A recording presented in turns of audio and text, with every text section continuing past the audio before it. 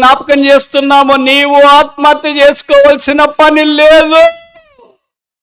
ఓడిపోయావా, కృంగిపోయావా, డసిపోయావా, సోలిపోయావా, సొమ్మసిల్లావా, అప్పుల్లో ఉన్నావా, పేదరికంలో ఉన్నావా, అనారోగ్యంలో ఉన్నావా, కృంగుదల్లో ఉన్నావా, అవమానంలో ఉన్నావా, నిందల్లో ఉన్నావా, ఏం చేస్తున్నావో బహుశా నీ స్థితి నీకు పక్కన వాళ్ళకి ఎవరికైనా కొంతమందికి తెలిసేమో, కానీ ప్రపంచంలో 3 పట్టణాలు 7 కొండల మీద కట్టబడ్డాయి.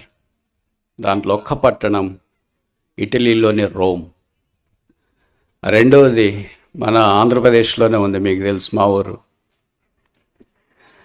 మూడవది ఇజ్రాయెల్ దేశంలోని యెరూషలేం పట్టణం. ఈ 7 కొండల్లో ఒక కొండ సియోను కొండ. ఆ 7 కొండలకు పేర్లు పెడతారు కదా. ఒక కొండ పేరు మోరియా కొండ, ఇంకో కొండ పేరు కల్వరి కొండ, ఇంకో కొండ పేరు గెత్సెమనే కొండ, ఇంకో కొండ పేరు సియోన్ అనే కొండ. ఇలాంటి 7 కొండలు అక్కడ కనిపిస్తుంటాయి. ఆ 7 కొండలు ఒకటి సియోను కొండ. సియోను ద్వారా దేవుడు మానవునికి ఆశీర్వాదం ఇవ్వాలని కోరుతున్నాడని 128వ కీర్తన 5వ వచనంలో చెప్పబడుతుంది. The Lord shall bless thee out of Zion. సియోన్లో నుండి యెహోవా నిన్ను ఆశీర్వదించునుగాక. దేవుడు ఆశీర్వాదమున కర్త. ఆయన ఆశీర్వాదాల సంపద అమోఘం, అనంతం, వాటిని నిర్వచించలేము. ఆ ఆశీర్వాదాలు విస్తారంగా ఉంటాయి. శాపగ్రస్తుడైన మానవుని ఆశీర్వదించేది ఒకే ఒక్కడే, ఆయన పేరే యేసుక్రీస్తు ప్రభువు. ఆయన ఆశీర్వాదాన్ని బైబిల్లోని మొదటి పేజీలోనే ఆరంభించినాడు. ఆదికాండం 1 వచనంలో చూస్తే దేవుడు వారిని ఆశీర్వదించెను. కనుక బైబిల్ ఆశీర్వాదంతో ఆరంభించబడుతుంది, అలాగే ఆశీర్వాదంతో ముగించబడుతుంది అన్న సంగతి మనకు పరిచయం. యేసునందు విశ్వాసం ఉంచిన వారి మీద ఆశీర్వాదపు జల్లులు దేవుడు అనంతంగా ఉచితంగా కురిపిస్తున్నాడనే వాక్యం మనకు తెలియజేస్తుంది. ఆయన కురిపించే ఆశీర్వాదాల సంపద, దాని జాబితా విస్తారంగా ఉంది. ఆయన ఒక 5 విషయాలు వాక్యమును ఆధారం చేసుకుని మనం నేర్చుకోవటానికి ప్రయత్నం చేస్తాం. కీర్తనలు 14:7, Psalm 14:7. 14వ కీర్తన 7వ వచనం. 14వ కీర్తన 7వ వచనం. సియోనులో నుండి ఇశ్రాయేలునకు రక్షణ కలుగునుగాక. The first blessing we receive from Zion is salvation. సియోన్లో నుండి మనం పొందే ఆశీర్వాదాల్లో మొదటిది రక్షణ. ఈ రక్షణ సిద్ధపరిచినాడు, ఇది ఉచితం. బైబిల్ సెలవిస్తుంది, the salvation బిలాంగెత్ unto the lord. రక్షణ యెహోవాకు చెందింది. ఆయన పేరే రక్షకుడు. పాపులను రక్షించడానికి భూమి మీదకి దిగివచ్చిన పుణ్యపురుషుడు. పాపం ఎరగనివాడు, పాపం చేయనివాడు, పాపముగా చేయబట్టానికి ఇష్టపడ్డవాడు, పాపాన్ని ఓడించినవాడు, పాపాన్ని క్షమించేవాడు, పాపిని పరిశుద్ధపరిచి పరలోక రాజ్యంలో ప్రవేశపెట్టేవాడు. ఆయన పేరే యేసుక్రీస్తు ప్రభువు. ఎవరు పాపులు? ఎవరికి రక్షణ కావాలా? బైబిల్ సెలవిస్తుంది, అందరినూ పాపం చేసి దేవుడు అనుగ్రహించిన మహిమను పొందలేకపోతున్నారు. పాపంలో జీవిస్తున్న మానవుని పరిశుద్ధపరచుట కొరకే దేవుడు మానవుడిగా భూమి మీదకి దిగి వచ్చినాడు. ఆయన యేసుక్రీస్తు ప్రభువు. మత్తయి సువార్త 1వ అధ్యాయం రక్షకునితో ఆరంభించబడుతుంది. అనగా కొత్త నిబంధన తెరిచిన వెంటనే కనిపించేది రక్షకుడు. ఏ సేవియర్ ఈజ్ బోర్న్. రక్షకుడు ఉదయించినాడు. మనిషికి దినాన రక్షణ అవసరం, పాపక్షమాపణ అవసరం, మారు మనసు అవసరం, సమాధానం అవసరం, నెమ్మది అవసరం, సంతోషం అవసరం, పరలోక రాజ్యం అవసరం. అది దేవుడు అనుగ్రహించే భిక్ష, దానం, వరం, ఈవి ఉచితం. దాన్ని యేసుక్రీస్తు ప్రభువారు మానవుని కొరకై ఉచితంగా సిద్ధపరిచినాడన్న సంగతి పరిచయం. యేసును అంగీకరించకుండా ఉంటే యేసు ప్రభు ప్రేమ స్వరూపి, ప్రేమ గలవాడు, రక్షణ ఉచితంగా దయచేయటానికి ఇష్టంగా ఉన్నాడు గనక ఇంకా మునికొలలకు ఎదురుతనక యేసును రక్షకుడిగా అంగీకరించడానికి తీర్మానం చేసుకోవాలని కోరుతున్నాం. రక్షణ ఆశీర్వాదం లేకుండా దేవుని యొద్ద నుండి ఇంకే ఆశీర్వాదాలు నీవు పొందలేవు. ఒకవేళ నేను ఈ మాట అంటే మీరు అనొచ్చు, యేసు ప్రభుని ఎరగని క్రైస్తవేత్తలు చాలామంది ఉన్నారు కదండి, వాళ్ళంతా ఆశీర్వాదం పొందినారే అని. అవన్నీ భౌతికమైన ఆశీర్వాదాలే, తాత్కాలికమైన ఆశీర్వాదాలే. నాస్తికులకు కూడా ఆశీర్వాదం ఉంది, యేసు నెరగని వారికి కూడా ఆశీర్వాదం ఉంది. అవన్నీ ఈ లోకంలో ఉన్నంత దాకే ఉంటాయి. What next? లోకాన్ని విడిచిన తర్వాత ఎక్కడికి వెళుతున్నారు? ఆ ఆశీర్వాదాల సంపద వారు పొందలేకపోతున్నారు. యేసుక్రీస్తు ప్రభు యందు విశ్వాసం ఉంచడం ద్వారా ఆత్మ సంబంధమైన ఆశీర్వాదం దేవుడు ఉచితంగా అనుగ్రహిస్తున్నాడని తెలియజేస్తున్నాం. ఇంకా ఆలస్యం చేయొద్దు, వాయిదా వేయొద్దు, పర్లేదులే అనుకోవద్దు, చూస్తాములే అని అనుకోవద్దు. నేడే ప్రభు అయిన యేసునందు విశ్వాసం ఉంచుము, నీ జీవితం ఆశ్చర్యకరంగా మార్చబడుతుంది. ఇశ్రాయేలు, నీ భాగ్యం ఎంత గొప్పది, యెహోవా రక్షించిన నిన్ను పోలిన వాడేవాడు. ప్రభువు నీకు అనుగ్రహించిన ఆ ఆహ్వానాన్ని అంగీకరించి రక్షణ పొంది పాపక్షమాపణ పొందాలని మనవి చేస్తున్నా. కనుక సియోన్లో నుండి వచ్చే మొదటి ఆశీర్వాదం ఏంటంటే రక్షణ, సాల్వేషన్. రెండోది చూస్తామా? కీర్తనల గ్రంథం 22, Psalm 20:2. పరిశుద్ధ స్థలములో నుండి ఆయన నీకు సహాయం చేయనుగాక, సియోన్లో నుండి నిన్ను ఆదుకొనుగాక. The Lord shall defend thee, strengthen thee out of Zion. సియోన్లో నుండి యెహోవా నిన్ను ఆదుకొనును తెలుగులో రాశారు. మూల భాషలో ఒక ఇంగ్లీష్ వర్షన్లో ఏం రాశారంటే బలపరచును గాక. మనం రక్షణ పొందిన తర్వాత ఆత్మ సంబంధమైన విధానంలో వలయంలో బలహీనమైన వాక్యం మనకు జ్ఞాపకం చేయబడుతుంది. అయితే అదే సందర్భంలోనే మన బలహీనతలో మనకు సహాయం చేసేవాడు, మనకు బలాన్ని అనుగ్రహించేవాడు యేసుక్రీస్తు ప్రభువే. Christ is our strength. క్రీస్తే మన బలం. ఆయన లేకపోతే దైవికమైన బలాన్ని వాక్యం ద్వారా మనము ఆయన ద్వారా, వాక్యం ద్వారా, పరిశుద్ధాత్మ దేవుని ద్వారా ఆయన కొరకు కనిపెట్టుకుని ఉండడం ద్వారా మనం బలాన్ని పొందగలం. అందుకే బైబిల్లో రాయబడుతుంది, పౌలు తిమోతికి రాస్తున్నాడు, నా కుమారుడా క్రీస్తు యేసునందున్న కృపచేత బలవంతుడు కమ్ము, యెహోవా కొరకు ఎదురు చూచువారు నూతన బలము పొందుదురు. నెహెమ్యాలో చెప్పబడుతూ వచ్చింది, యెహోవా యందు ఆనందించడం వలన మీరు బలము పొందెదరు.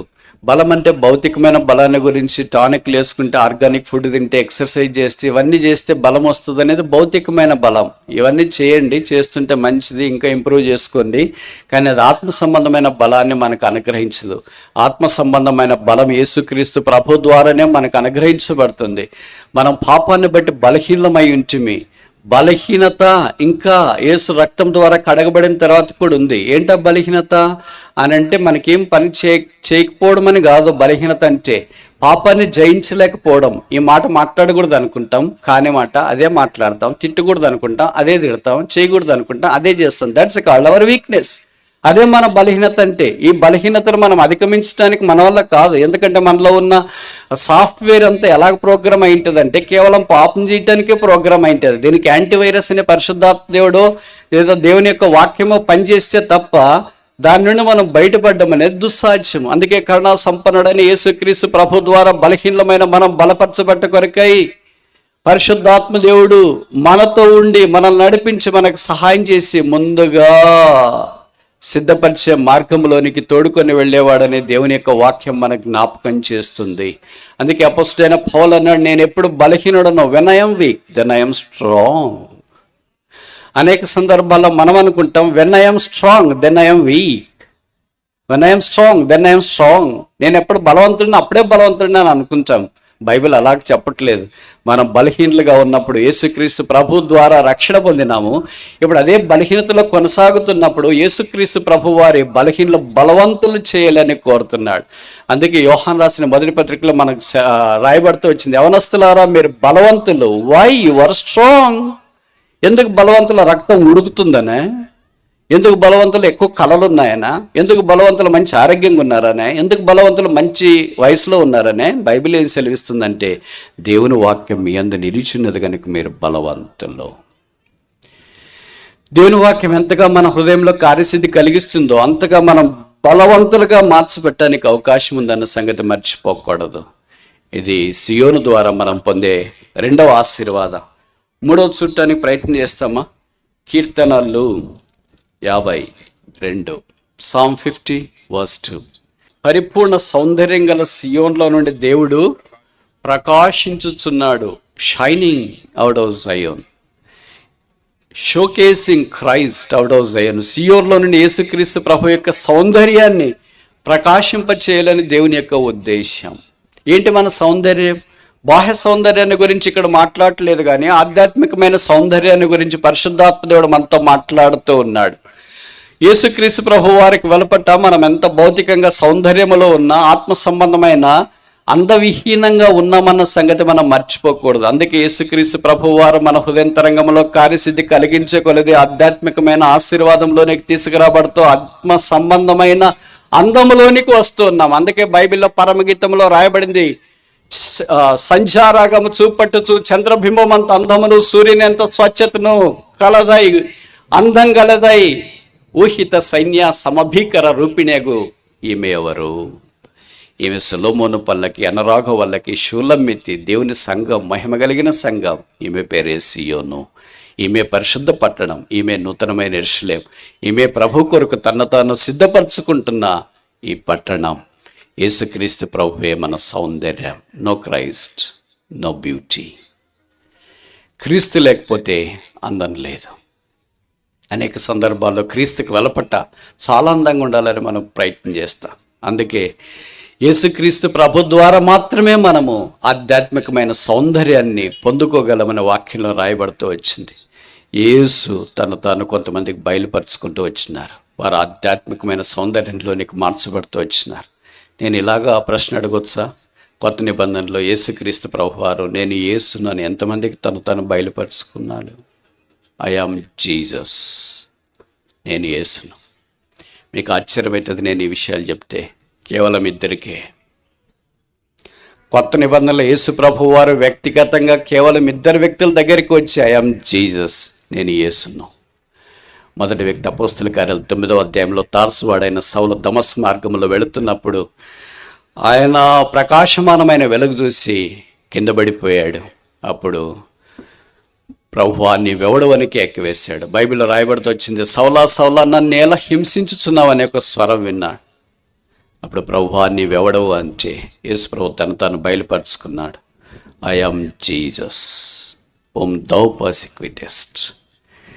నీవు హింసిస్తున్న యేసును. కొత్త నిబంధనలో యేసు ప్రభు వారు తాను నేను యేసునని పరిచయం చేసుకుని ప్రత్యక్షపరచుకున్న మొదటి వ్యక్తి తార్సువాడైన సౌలు. ఒక వ్యక్తి యేసుని ఎరిగితే ఎలాంటి ఆశీర్వాదకరమైన స్థానంలోనికి మారుతాడో చూడండి. ఒకవేళ మనం కూడా చెప్పొచ్చు, మేము కూడా యేసు ప్రభువుని ఎరిగామండి, చాలా కాలం అయింది, 5 ఏళ్ళైంది, 10 ఏళ్ళైంది, 20 ఏళ్ళైంది, 37 ఏళ్ళు. ఇలాగ రకరకాలుగా మన జవాబులు ఉండవచ్చు. కానీ తార్సువాడైన సౌలు పౌలుగా మారిన తర్వాత యేసును అంగీకరించి యేసు ప్రత్యక్షతలోనికి వచ్చిన తర్వాత ఆయన జీవితం ఎంత పరాకాష్ఠకి చేరింది, ఎంత పరిమళ వాసనగా ఆయన జీవితం కనిపిస్తుంది, మన జీవితం ఎలా కనిపిస్తుంది ఇక్కడే అర్థమవుతుంది కదా. అందుకని ఆయన యేసును ఎరగు నిమిత్తము తాను క్రీస్తు కొరకు ప్రాణార్పణముగా పోయటానికి ఇష్టపడ్డాడు. 14 పత్రికలు రాశాడు. మధ్యధరా సముద్రం అంతా 30 సంవత్సరాలు 3 సువార్త దండయాత్రలో కలేదిరిగాడు. చాలా సంఘాలు ఆరంభించినాడు. చాలా మంది సేవకులను తర్బించేశాడు. చాలా మంది యేసుని ఎరగని వారికి యేసు ప్రభువును పరిచయం చేశాడు. యేసు సిలువను ఊరేగించినాడు. యేసు సిలువ వర్తమానాన్ని ప్రకటించినాడు. యేసు క్రీస్తు ప్రభువును గురించి ఆసియా ఖండమందంతటా మారుమ్రోగేటట్లుగా ప్రకటించిన ధీరోదాత్తమైన విశ్వాస వీరుడు 3వ ఆకాశానికి వెళ్ళి వచ్చింపశక్యం కాని సంగతులన్నీ విన్నాడు. తిరిగి చివరికి నా విశ్వాసము కాపాడుకొంటిని, నా పరుకడ ముట్టించి తిని, నా కొరకు నీతి కిరీటం ఉంచబడింది అని విజయకేక వేసి తన ప్రాణాన్ని అర్పించడానికి ఇష్టపడిన వాడు హతసాక్షి. యేసుని ఎరుగుటంటే పరాకాష్ట. అది ఇప్పుడు చెప్పండి, మనం ఎరిగామా లేదా? రక్షణ పొందినాము, మారుమనసు పొందినాము, బాప్తిసం తీసుకున్నాము, మందిరానికి వస్తున్నాము, ఆరాధన చేస్తున్నాం, ప్రార్థన చేస్తున్నాం, ఆయా కార్యక్రమాల్లో పాలు పొందుతున్నాము, కానుక అర్పిస్తున్నాము, ఇలాంటి మీటింగ్స్కి వస్తున్నాం, వచ్చినామా, కూర్చున్నామా, విన్నామా, వెళ్ళినామా అనేటట్టే ఉంది. కానీ అపోస్తలైన పౌలులో విషమంతైన యేసు నెరుగుట్ట మన జీవితంలో సంభవించిందా? రెండో వ్యక్తిని చెప్పి నేను ముందుకెళ్ళటానికి ప్రయత్నం చేయనా. ఆయన పేరే యోహాను. ప్రకటన గ్రంథం ఆఖరి అధ్యాయంలో చెప్పబడుతూ వచ్చింది. మీకు ఓపుకుంటే ఆ వాక్యం వైపు మీ దృష్టి ఉంచాలని మనవి చేస్తున్నాను. ప్రకటన గ్రంథం 22వ అధ్యాయం, రెవల్యూషన్ చాప్టర్ 22, ప్రకటన 22:16. ప్రకటన 22:16, సంఘముల కోసం ఈ సంగతులను గురించి మీకు సాక్ష్యం ఇచ్చుటకు యేసు అను నేను. బైబిల్లో యేసు తాను నేను యేసునని ప్రత్యక్షపరుచుకున్న రెండో వ్యక్తి, ఆఖరు వ్యక్తి. ఆయన పేరు అపోస్తలుడైన యోహాను. ఆయన ద్వారా దేవుడు అద్భుతాలు జరిగించినాడు. 5 పౌలు తర్వాత ఎక్కువ పుస్తకాలు కొత్త నిబంధనలో రాసింది ఆయనే. ఒక సువార్త, 3 పత్రికలు, ప్రకటన గ్రంథం. ప్రేమను గురించి ఓ హిమాలయ పర్వతం లాంటి వైభవాన్ని యేసు యొక్క ప్రేమలో దాకి ఉందని జ్ఞాపం చేయటానికి అలంకార రూపకంగా ఆయన వాడిన పద సంపద, పద ప్రయోగం, పద నిఘంటువు, పద కోశం క్రైస్తవ లోకానికి సవాల్. యేసు నెరగటంటే క్రీస్తు కొరకై తన చివరిగా ప్రాణార్పణముగా పోయబడ్డానికి ఇష్టపడినవాడు అని అర్థం. మన సంగతి ఏంటి? ఇప్పుడు చెప్పండి, 2 భక్తులు ఉన్నారు, వాళ్ళు యేసుని ఎరిగారు. మనము యేసును ఎరిగామా లేదా? ఎరిగితే యేసు నేను ఎరుగుతున్నా అంటే this is the standard of Paul, the standard of John the apostle. యేసుని నేను ఎరిగాను అని అంటే అపోస్తలుడైన పౌలు యొక్క స్టాండర్డ్, అలాగే యోహాను యొక్క స్టాండర్డ్. ఇప్పుడు మన స్టాండర్డ్లోకి వచ్చి మేము కూడా యేసుని ఎరిగామంటే ఏమనాలా? కేజీ క్లాస్లోకి వచ్చినాం, సిలువ దగ్గరికి వచ్చినాం, రక్షణ పొందినాం, ఇంకా చాలా ఉంది. ఆ ప్రయాణంలో మనం వెళ్ళాలని కోరబడుతూ ఉన్నాము. అందుకే పరిపూర్ణ సౌందర్యముతో సియోన్లో నుండి ఆయన ప్రకాశించాలని కోరుతున్నాడు. ప్రతి వ్యక్తి ద్వారా యేసుక్రీస్తు ప్రభువారు ఎలాంటి వాడో తెలియచేయాలని యేసు యొక్క ఉద్దేశం. 4 చూస్తామా? కీర్తనలు 76:2, Psalm 76:2. షాలేములో ఆయన గుడారం ఉన్నది, సియోనులో ఆయన ఆలయం ఉన్నది.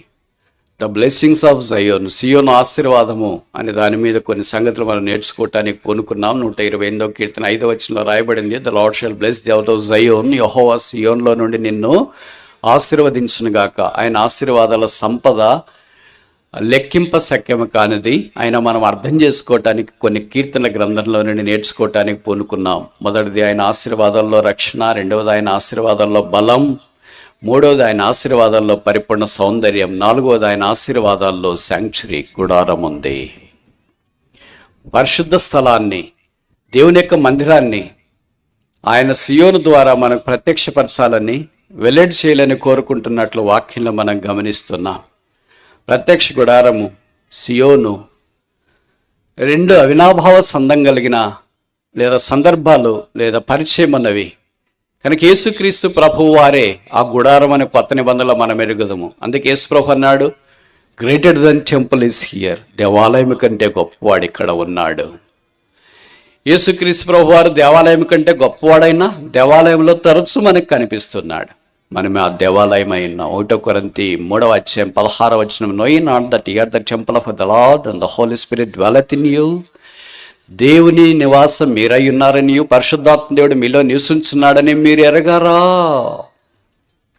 ఎరిగినాము కానీ అది అనుభవపూర్వకంగా మన జీవితాల్లో మనం ప్రదర్శించలేకపోతున్నామంటే తప్పు కాదేమో. మనమే ఆయన గుడారం. ప్రతి ఒక్క విశ్వాసి దేవాలయం. ప్రతి ఒక్క యేసు రక్తం ద్వారా కడగబడిన కుటుంబం దేవాలయం. యేసు రక్తం ద్వారా కడగబడిన వారు చేరి వచ్చే స్థలం అదేదైనా, చెట్టు కింద అయినా, లోయ అయినా, సముద్ర తీరమైనా, దోణి అయినా, ఆ రైలు అయినా, ఏ స్థలమైనా సరే అదే దేవాలయం. ఒకవేళ ఇలాంటి ఖాళీ స్థలమైనా దేవాలయం, బిల్డింగ్ అయినా దేవాలయం, షెడ్లున్న దేవాలయం, ఏదైనా దేవాలయం. ఎందుకంటే యేసు రక్తం ద్వారా కడగబడిన వారే దేవాలయం. మీ క్రైస్తవులకి క్రైస్తవేతరులకు ఉన్న తేడా తెలుసా? The fundamental difference between a Christian faith and a non-Christian faith is this.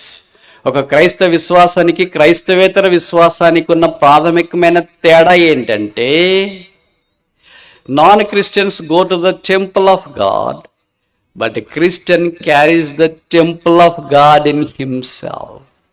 క్రైస్తవేతరుడు దేవాలయానికి వెళ్తాడు, క్రైస్తవుడు దేవాలయాన్నే మోసుకొని పోతూ ఉంటాడు. అర్థమైంది అనుకుంటా. మనమే ఆయన దేవాలయం అయి ఉన్నాం. ఈ దేవాలయం లేదా ఈ సంఘము కొత్త నిబంధనలోనికి వచ్చిన తర్వాత ఆత్మ సంబంధంగా వృద్ధి పొందడానికి అపోస్తుల కార్యాలు 2:42 అపోస్తుల బోధ, సహవాసము, రొట్టె విడుచుట, ప్రార్థన చేయటం అనే 4 లంగర్లు ప్రభువు వారు మనకు అనుగ్రహించినాడు. దీన్ని నేను కొంత వివరించడానికి ప్రయత్నం చేస్తా.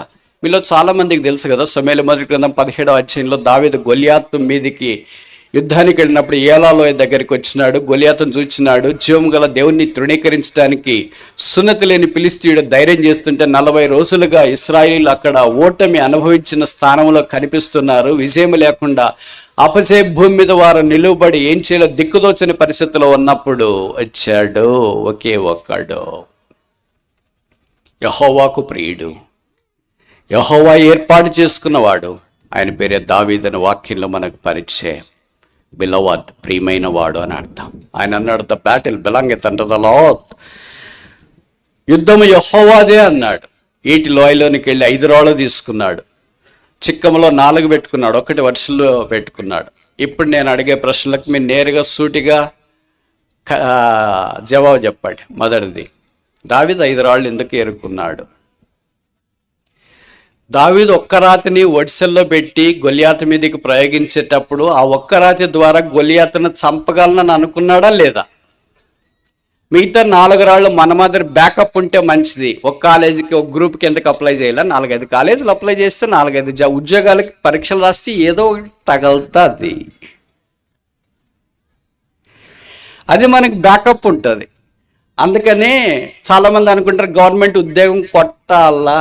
కొట్టొద్దు, ఏదో ఒకటి తగలొద్దు. నేను గురి చూడని వాని వలె పరిగెత్తట్లేదని పౌలు అన్నాడు. ఇప్పుడు జవాబు చెప్పరేంటి మరి? దావీదు వడిసెల్లో ఒక రాయి పెట్టినప్పుడు గొలియాతు మీదకి ప్రయోగించేటప్పుడు ఈ రాయి ఒక్కటే చాలు గొలియాతుని చంపటానికి నమ్మాడా లేదా? నమ్మాడా? నమ్మితే మిగతా 4 రాళ్ళు ఎందుకు తీసుకున్నాడు? ఒక్క రాయితో విజయం వచ్చేసింది కదా, మిగతా 4 రాళ్ళు ఎందుకు తీసుకున్నాడు? ఎందుకు చిక్కంలో పెట్టుకున్నాడు? ఎందుకు బరువు? మనం ఒకటే సాధారణంగా అప్లై చేయం కదా, ఎక్కడ ఒకే కోర్స్కి అప్లై చేయం, ఒకే కాలేజీకి అప్లై చేయం, లేకపోతే ఒకే ప్రపోజలే మనకు రాదు. ఎన్నెన్నో చాలా చాలా చాలా చాలా ఉంటాయి. ఈ ఆప్షన్స్లో కొంతమందికి 4-5 ఉద్యోగాలు వస్తే ఏ ఉద్యోగంలో చేరాలో తెలియక ఏది చేరకూడదో దాంట్లో చేరేస్తారు. అలాగే 4-5 ప్రపోజల్స్ వస్తే ఏ ప్రపోజల్లో దేవుని చిత్తం తెలియక ఏ ప్రపోజల్లోకి ల్యాండ్ కాకూడదు ఆ ప్రపోజల్లోకి ల్యాండ్ అవుతారు. ల్యాండ్ అయిపోయి పెళ్ళి అయిపోయిన తర్వాత బాధపడతా, అయ్యో బ్రదర్ చాలా మంచి ప్రపోజల్స్ వచ్చినాయి కానీ ఇలాంటి ప్రపోజల్ వస్తుందని ఊహించలేదు. ఇలాంటి కథలుగా మేము వింటున్నప్పుడు మా చెవులు మొద్దుబారిపోతాయి. ఇప్పుడు సంగతి ఏంటంటే దావీదు ఒక్క రాతితోనే గొలియాతును ఓడిస్తాడని నమ్మాడు.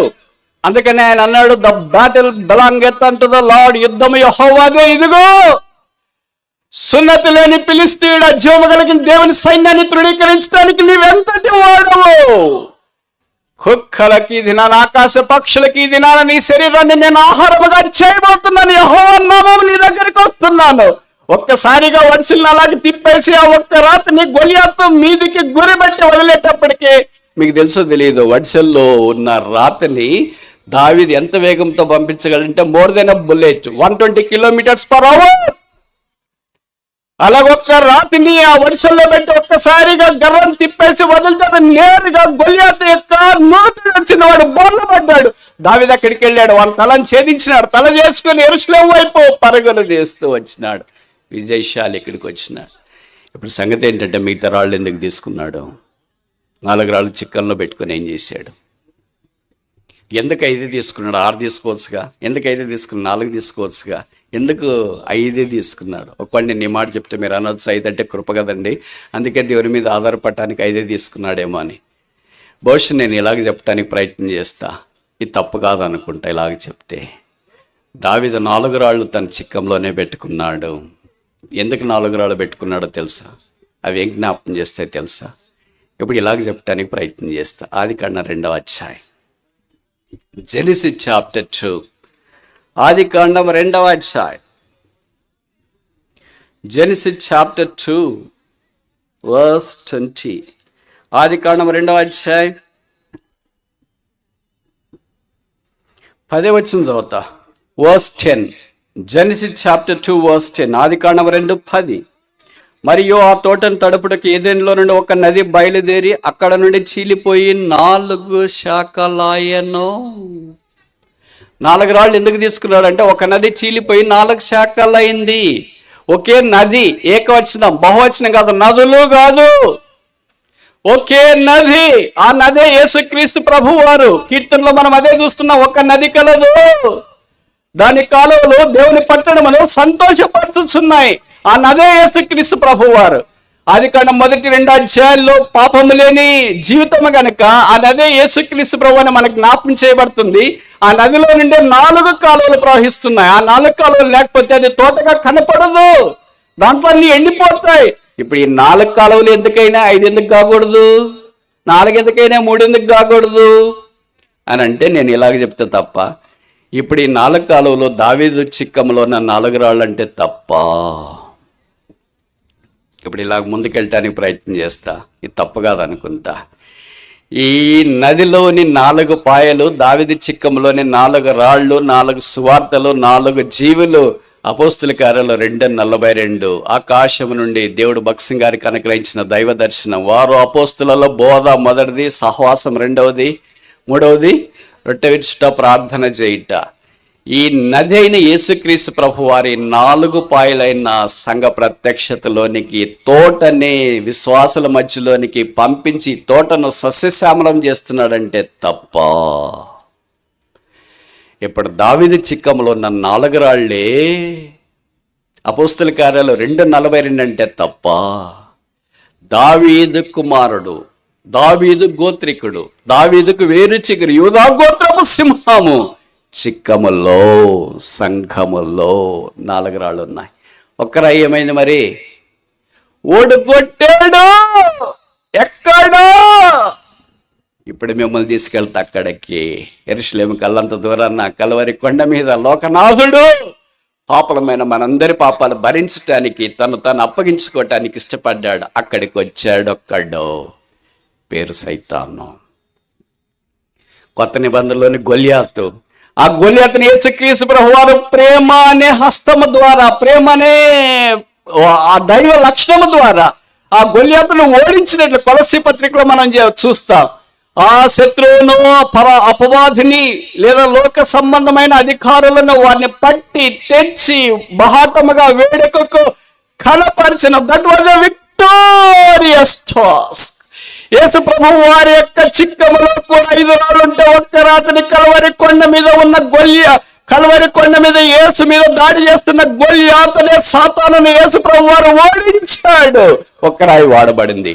ఇప్పుడు 4 రాళ్ళు అపోస్తుల కార్యాలు 2:42 మన కొరకే సిద్ధం చేశాడు. ఇప్పుడు ఆ 4 రాళ్ళు ఎవరు తీసుకుని వెళ్తారో వారు దావీదు కుమారులు, వారు దావీదు కుమార్తెలు. ఇప్పుడు ముందుకెళ్ళక మన ప్రశ్న ఏంటంటే, సియోన్లో ఆయన గుడారం ఉందంటే దేవుని మందిరము, దేవుని నివాసస్థలము, దైవ సంఘంలో మనం వస్తున్నప్పుడు ఈ 4 రాళ్ళు మన దగ్గర ఉన్నాయా? రక్షణ పొందినాము, మన స్థలాల్లో మనం ఉంటూ వచ్చినాము, కానీ భవిష్యత్తు దాన్ని పట్టింపు లేకుండా జీవిస్తున్నామేమో. కొంతమంది చిక్కంలో 3 రాళ్ళు ఉంటాయి, కొంతమంది చిక్కంలో 2 రాళ్ళు ఉంటాయి, కొంతమంది చిక్కంలో ఒకే రాయి ఉంటుంది. ఆ ఒక రాయి ఏమో తెలియదు, ప్రార్థనో లేకపోతే అపస్తుల బోధో సహవాసమో రొట్టె విరుచుటో తెలియదు. కొంతమంది చిక్కం ఉంటుంది కానీ రాళ్లే ఉండవు. ఇప్పుడు మనం ఏ టైపు? చిక్కములో 4 రాళ్ళు ఉంటేనే దావీదు టైపు, చిక్కములో 4 రాళ్ళు ఉంటేనే యేసుక్రీస్తు ప్రభు టైపు, చిక్కములో 4 రాళ్ళు ఉంటే అపోస్తుల టైపు, చిక్కములో 4 లేకపోతే తక్కువ ఉంటే మనం ఈ టైపు కాదు. సియోనులో గుడారం కనబడట్లేదు. ఎంతకాలమైంది 4 రాళ్ళు పోగొట్టుకొని? ఎంతకాలమైంది 3 రాళ్ళు పోగొట్టుకొని? ఎంతకాలమైంది 2 రాళ్ళు పోగొట్టుకొని? ఎంతకాలమైంది ఒక్క రాయి పోగొట్టుకొని? అందుకే నెహెమ్యా దినాల్లో భక్తులు అన్నారు, మేము మా దేవుని మందిరమును విడువము. అందుకనే కదా పదే ఇలాంటి మీటింగ్లు పెట్టి చేతులు జోడించి ఎందుకు చెప్తున్నాం దేవుని మందిరానికి రావాలని? మీరు వస్తే మందిరం నిండుతుందనా? డబ్బులు ఎక్కువైతేనా? లేకపోతే మా వాక్యం చాలామంది వినాలని? అలా కాదు. మీరు వట్టి చిక్కం పెట్టుకొని తిరగొద్దండి. మీ చిక్కంలో ఈ 4 రాళ్ళు ఉండాలా? ఎందుకంటే ఒక నది దగ్గరికి వచ్చినాము, ఆ నది యేసు ప్రభు యెహెజ్కేల్లో రాయబడింది. ఈ నది ఎక్కడ ప్రవహించున్నో? ప్రవహించేది ఒక్కడి కాదు, 4 పాయల ఏదేరు తోటలో ప్రవహించింది కనుక దేవుని యొక్క వాక్యమును ఆధారం చేసుకుని మనం అక్కడ చూస్తున్నప్పుడు ఆ దేశంలో బంగారం ఉంది. నది ప్రవహిస్తే బంగారం దైవత్వాన్ని మనకు జ్ఞాపకం చేస్తుంది. మన దగ్గర దైవత్వం లేకపోవటానికి, బంగారం లేకపోవటానికి, అంటే భౌతికమైన బంగారం, కళ్యాణ్, మలబార్ ఇవి కాదు, ఇవి మస్తుకున్నా మీ దగ్గర. దైవత్వం యొక్క బంగారం మన హృదయంతరంగంలో వ్యక్తిగత కుటుంబ సంఘ జీవితాల్లో కలిగి ఉండటానికి ఆ నది 4 పాయలుగా ప్రవహించాల. ప్రభుకు స్తోత్రాలు. ప్రకటన గ్రంథం దగ్గరికి వచ్చేటప్పటికి 22వ అధ్యాయంలో మనం చూస్తాం, స్వచ్ఛమైన స్ఫటిక ఆ నదీ ప్రవాహం సింహాసనం వద్ద నుండి కిందకు వస్తుంది. యేసుక్రీస్తు ప్రభు వారిని దినాన్ని మనం స్పష్టంగా చూడనై ఉన్నాం. ఆ ప్రభు మన కొరకే దావీదైతే ఒక్క రాతి ద్వారా గొలియాతును ఎల్లాలో బయటుండి ఓడించినాడు. యేసుక్రీస్తు అనే దావీదు కుమారుడు తానే శిలువ మీదకి వెళ్ళాడు. తానే పాపాలు భరించడానికి ఇష్టపడ్డాడు. తానే అవమానాన్ని సహించినాడు. తానే ఆ శిలువలో ప్రాణాన్ని అప్పగించుకొని రక్తము కార్చి చనిపోయి సమాధి చేయబడి తిరిగి 3వ దినాన్ని లేచినాడు. ఇప్పుడు ముందుకెళ్ళక మన ప్రశ్న ఏంటంటే, మన దగ్గర చిక్కు ఉందా? ఉంటే రాళ్ళు ఉన్నాయా? ఇప్పుడు నేను కొన్ని ప్రశ్నలు అడుగుతా, జవాబు చెప్పండి. సౌలు దగ్గర చిక్కు ఉందా లేదా?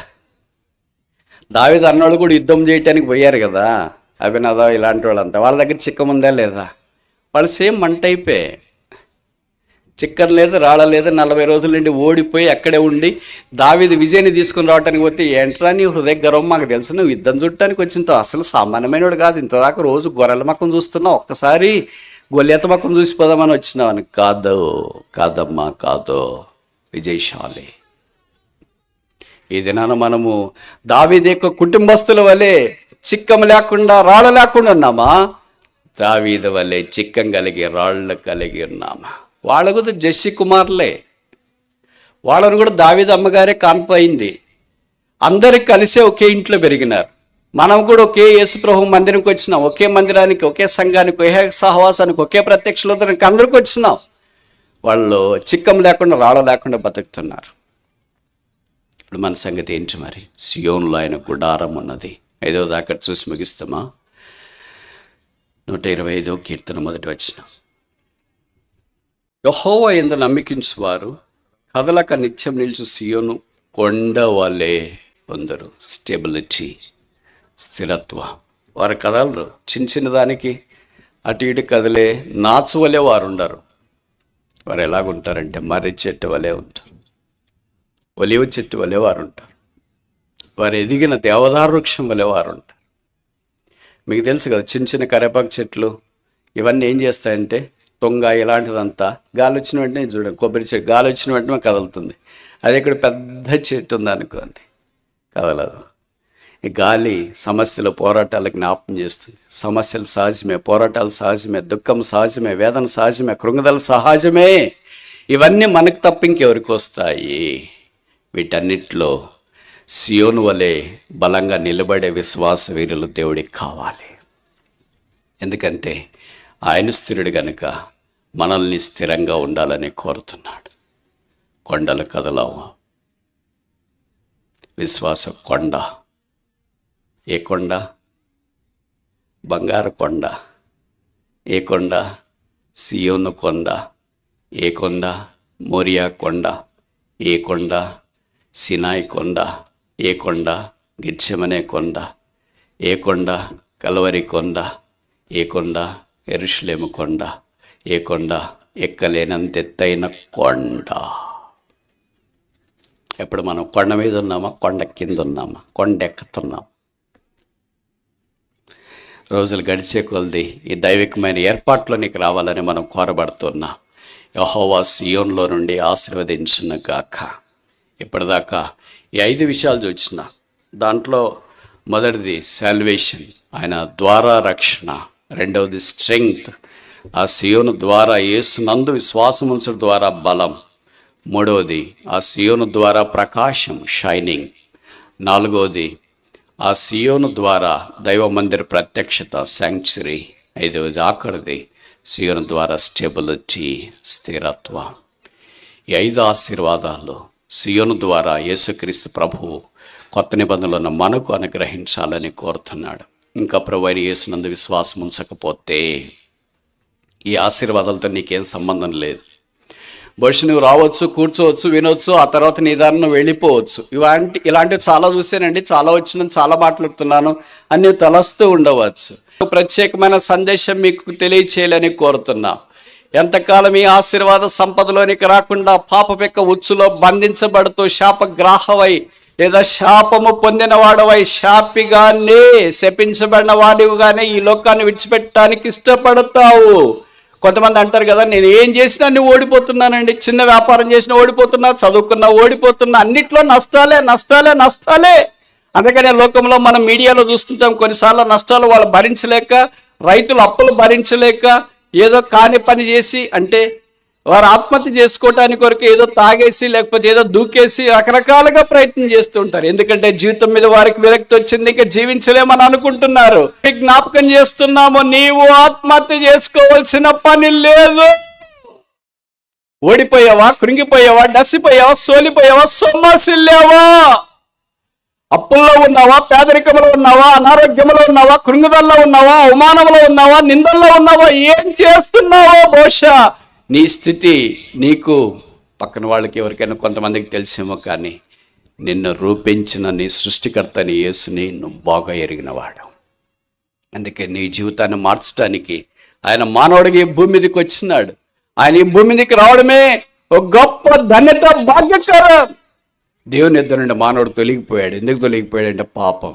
బైబిల్లో 3 సందర్భాలు నేను చెప్పి ముందుకెళ్ళడానికి ప్రయత్నం చేస్తా. మొదటిది, ఆదాము వాళ్ళ పాపం చేసిన దాన్ని బట్టి they have separation with God. దేవునితో వారికి ఎడబాపు వచ్చింది. మనుషుని యొక్క పాపాన్ని బట్టి కూడా మనుషుడు దేవునితో ఎడబాటులోనికి వచ్చాడు.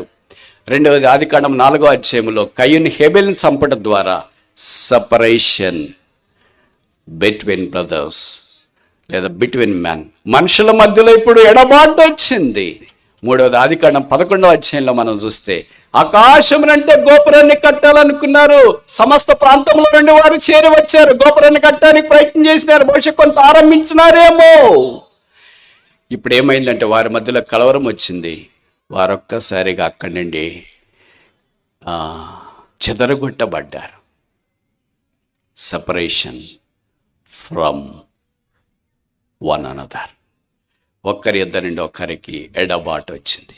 పాపాన్ని బట్టి మొదటి దేవునితో ఎడబాటు, పాపాన్ని బట్టి రెండవది మనుషులతో ఎడబాటు, మూడవది పాపాన్ని బట్టి మన చుట్టూన్న మనుషులతో ఎడబాటు. బహుశా నువ్వు కూడా అలాగా పాపపు సముద్రంలో ఈదుతో కొట్టి మిట్టాడలేక ఎడబాటులో ఉన్నావా? దుఃఖములో, కృంగుదల్లో, అవమానములో ఏం చేసుకోవాలో దిక్కుది లేకుండా ఉన్నావా? యేసు ప్రభు నిన్ను ప్రేమిస్తున్నాడు. యేసు నీ కొరకు ఈ భూమి దగ్గర దిగి వచ్చినాడు, దేవ మానవుడిగా వచ్చినాడు, మనుషుడిగా ఆయన జన్మించి జీవించినాడు. ఆయనలో పాపము లేదు, ఆయన పాపం ఎరగడు, పాపము చేయలేదు. పాపం ఎరగని, పాపము చేయని యేసుక్రీస్తు ప్రభు వారు కలువరి కొండ మీదకి మనుషుని యొక్క పాపాన్ని భరించటానికి వెళ్ళాడు. ఆ కలువరి కొండ మీద భూమికి ఆకాశానికి మధ్యలో వేలాడదీయబడ్డాడు శిలువ మీద. ఎవరి కొరికి శిలువ మీద వేలాడదీయబడిన వాడు? బైబిల్ సెలవిస్తుంది, శూన్యములో భూమిని వేలాడదీసిన రక్షకుడు తను తానే మానవుని కొరకై ఆకాశానికి భూమికి మధ్యలో శిలువ మీద వేలాడదీయబడ్డాడు. వెలుగు కలుగునుగా కానీ పలికిన దేవుడు యేసుక్రీస్తు ప్రభువారు ఆ శిలువ మీద చీకట్లో దాదాపు మధ్యాహ్నం 12 గంటల మొదలుకొని 3 గంటల దాకా మన పాపాన్ని అంతటిని భరించినాడు. ఈ యాతన ఎవరి కొరకు? ఈ వేదన ఎవరి కొరకు? ఈ కలువరి ప్రేమ ఎవరి కొరకు? ఈ ముళ్ళ కిరీటం ఎవరి కొరకు? ముఖం మీద ఉమ్మి ఎవరి కొరకు? కొళ్ళ దెబ్బలు ఎవరి కొరకు? ప్రక్కల బల్లెపోటు ఎవరి కొరకు? రక్త ప్రవాహం ఎవరి కొరకు? ఆ శిలువ మీద వేలాడదీయబడింది ఎవరి కొరకు? పాపాత్ముడైన మానవుని కొరకు కాదా? యేసు వలె ప్రేమించి ప్రాణం పెట్టడానికి ముందుకొచ్చిన వారు ఇంకెవరున్నారు? అందుకే యేసునందు విశ్వాసం ఉంచడం ద్వారా పాపక్షమాపణ, మారు మనస్సు, రక్షణానందం ఉచితం. చెప్పనశక్యమును మహిమాయుక్తమైన సంతోషం యేసుక్రీస్తు ప్రభు ద్వారా మానవునికి సంక్రమింపజేయాలని దేవుని యొక్క ఉద్దేశం. అందుకే మనం సంతోషభర్తలుగా చేయటానికి ఆయన శిలువ మీద మన కొరకై బాధ అనుభవించినాడు. ఆయన బైబిల్లో రాయబడింది, మన రోగములను ఆయన భరించిన. భూమి మీద ఎవరైనా ఏదైనా భరిస్తారేమో కానీ రోగాలు భరించడానికి అంత ఇష్టపడరు.